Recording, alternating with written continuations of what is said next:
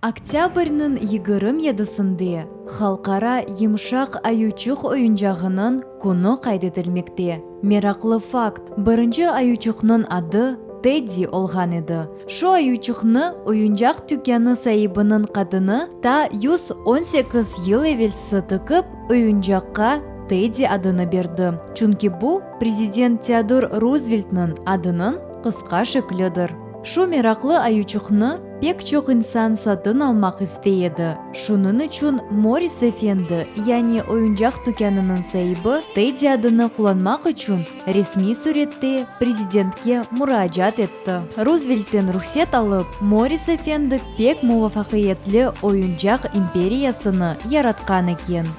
Я балачуқлар йымшақ ойынжақларының не япа екендер? Бетте ойнайлар. Я насыл? Эксериетлі бөйле ойынларда кічіклер өзлеріні режиссер кыбы дуялар.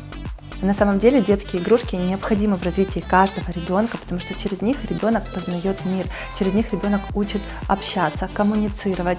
Также любимому мишке или любимому зайчику ребенок может поведать самые свои сокровенные тайны, какие-то желания, пообщаться с ним по поводу своих страхов или какие-то мысли ему передать.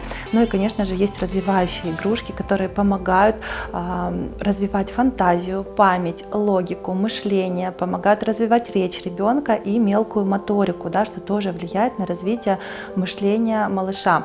Балачықлар ос ойынжақлары или конушмаға пек севелер. Бойлелікнен бала интонацияны деніштірмек. Ос сесіні я куветлендірмек, я аксыне алчақлаштырмақ.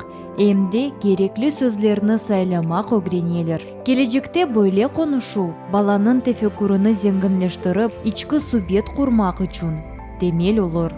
Эмде бойле йымшақ доснен балачықлар ос қарқа севетлері, яда қуванчлы шейлер иле пайлаша білелер. Шунын үшін балаға бір бақшыш қыдырғанда бойле файдалы олған йымшақ ойынжақлар ақында ұнытманыз.